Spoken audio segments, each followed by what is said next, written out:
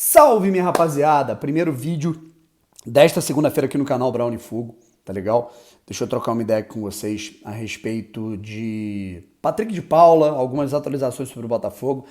Mas esse vídeo aqui, ele é uma consequência de alguns comentários que eu li, de discordâncias e, na verdade, até ponderações a respeito do meu último conteúdo, que critica, evidentemente, o trabalho do Luiz Castro. E eu gosto de quando vocês discordam, cara, principalmente quando é uma discordância. Primeiro, com respeito, e segundo, com embasamento. E muitas foram feitas com embasamento, por isso que eu achei legal. Uma, cara, eu vou até gravar aqui, cara, porque uma foi de um perfil que não tem nome, né? Era um monte de letra, então, enfim, é um perfil meio que anônimo, e foi um comentário bem respeitoso. E uma de um rapaz chamado Matheus Magalhães, eu acho. Falando ali sobre a questão do método de treinamento, de trocar por trocar, e aí ter a questão da troca do técnico atabalhoado e não vir alguém de qualidade, enfim. A gente vai trocar uma ideia sobre tudo isso. Se inscreve aqui no canal, deixa o like, ativa o sininho para você não perder nenhuma novidade. Muito obrigado, chegamos aos 87.100 inscritos aqui no canal. Muito obrigado mesmo, tá legal? A gente chegou a esse número aqui no canal e vamos tentar chegar a 87.200, rapaziada. Duvido que não tenham 100 pessoas aqui, dentre todos esses 5 mil mais ou menos que vão assistir esse vídeo, que não sejam inscritos aqui no canal. É só se inscrever aqui para aumentar a nossa família, para a gente tentar chegar em breve aos 88 mil inscritos aqui no canal. Fechou? Seguinte, rapaziada, o próprio Matheus, ele falou, né, cara, eu fiz um comentário a respeito do aspecto fisiológico, né, porque não é moleza, assim, para treinamento, sabe, porque a partir do momento que você joga em outro estado, volta pro Rio de Janeiro, 3 da manhã, e aí alguns jogadores que entraram em campo já estão treinando 8, 9 da manhã, eu acho que foi até uma palestra, cara, dada pelo Lisca, né, e também teve uma palestra, até o Guardiola já falou um pouco sobre isso, sabe, não comparando Lisca e Guardiola, mas falando que eles concordam nesse sentido, do aspecto do sono do atleta, sabe? Parece, é um mínimo detalhe perto de todos os problemas que a gente está tendo, pelo amor de Deus. Mas, a partir do momento que o cara vai chegar 3 horas da manhã, 3h30 em casa, e ele vai acordar 7 horas, 6, 7 horas para ir pro Lonier treinar, esse cara vai ter 3 horas de sono, 4 horas de sono no máximo, sabe? E isso eu acho que é muito prejudicial para o atleta, para qualquer atleta de alto rendimento. Enfim, mas isso é mero detalhe perto de todos os problemas que o Botafogo está tendo.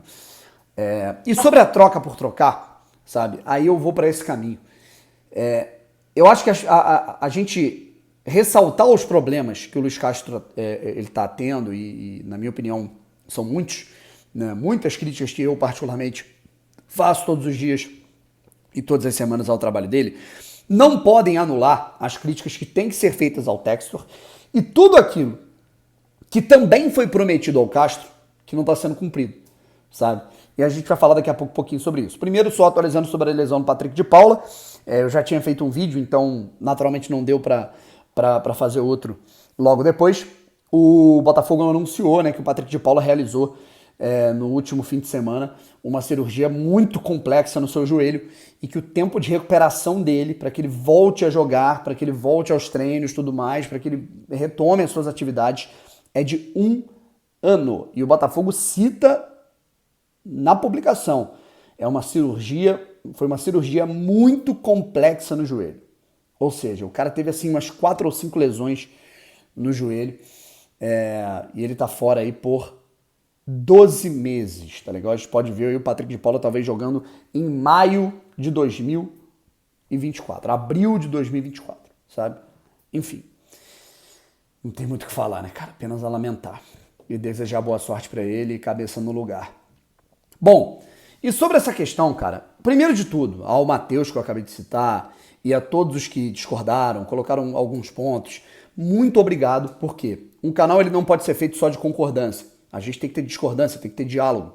Isso que é o mais legal. E pelo respeito, sabe? É isso que eu acho mais interessante, quando há um respeito na discordância, sabe? Enfim.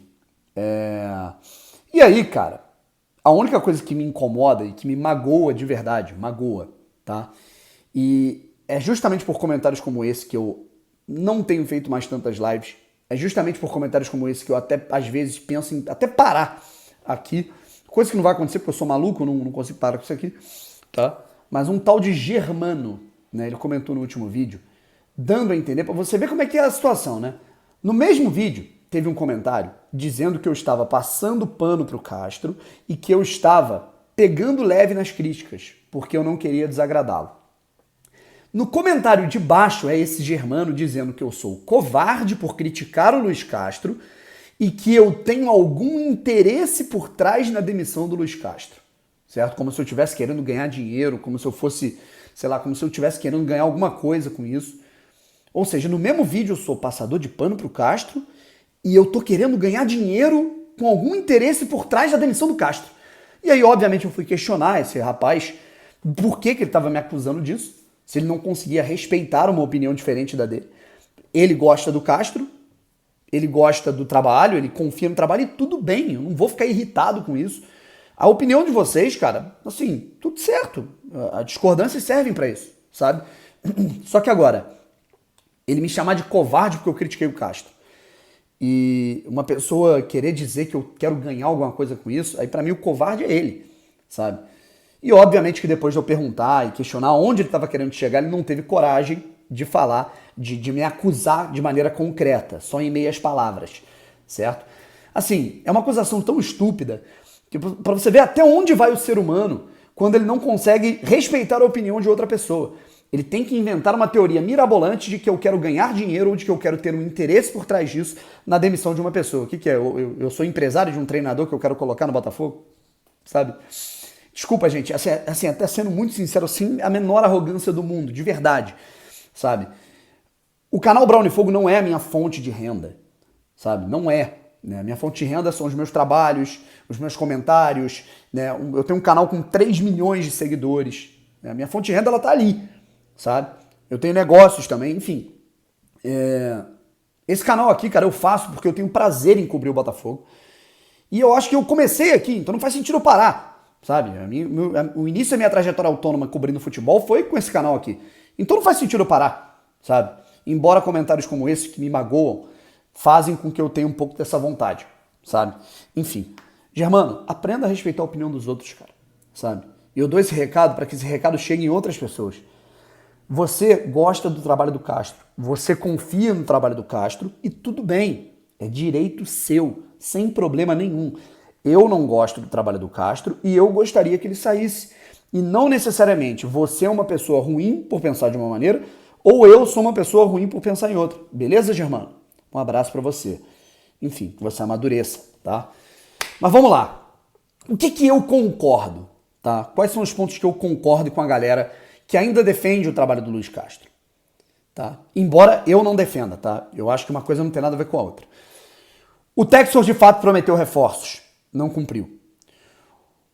O Botafogo perdeu. O Botafogo tem um jogo que depende muito da agressividade dos pontas no 1-1.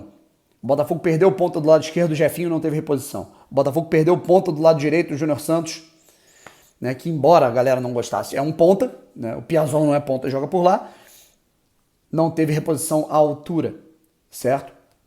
Então, isso obviamente influi na análise.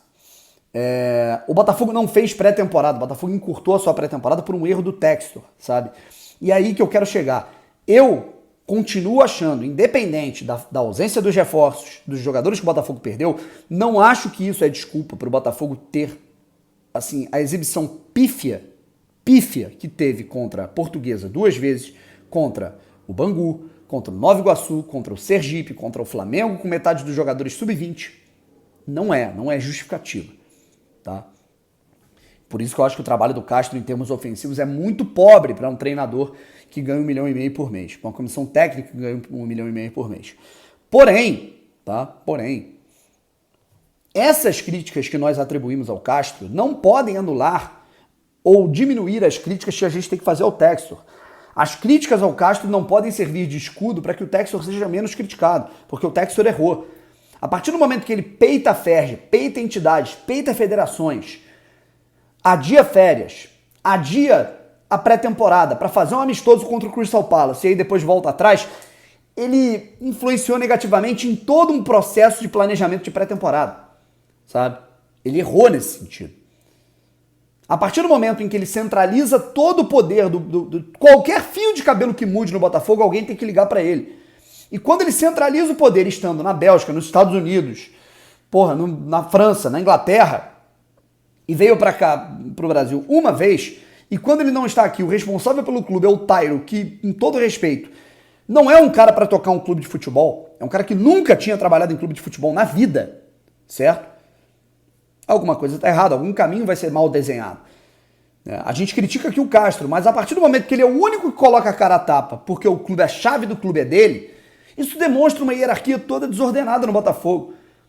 E eu não tenho dúvida que essa hierarquia, apesar de todos os problemas da lei da SAF, eu não tenho dúvida que isso influencia negativamente no problema do fluxo de caixa, no problema das dívidas do Botafogo, do balancete, no problema de tudo que está acontecendo. Talvez se tivéssemos uma hierarquia melhor amparada, algumas coisas não estavam acontecendo de turbulentas no ambiente do clube, sabe? Então, esse é o recado que eu quero concordar, em parte, com a galera que ainda acredita no trabalho do Castro, sabe? Eu não acredito no trabalho, mas eu concordo que as críticas ao Castro não tem que diminuir as críticas que têm que ser feitas ao John Textor. De jeito nenhum, tá? Isso eu concordo muito. É isso, rapaziada. Um abraço, se inscreve aqui no canal, deixa o like, ativa o sininho, tamo junto e fui.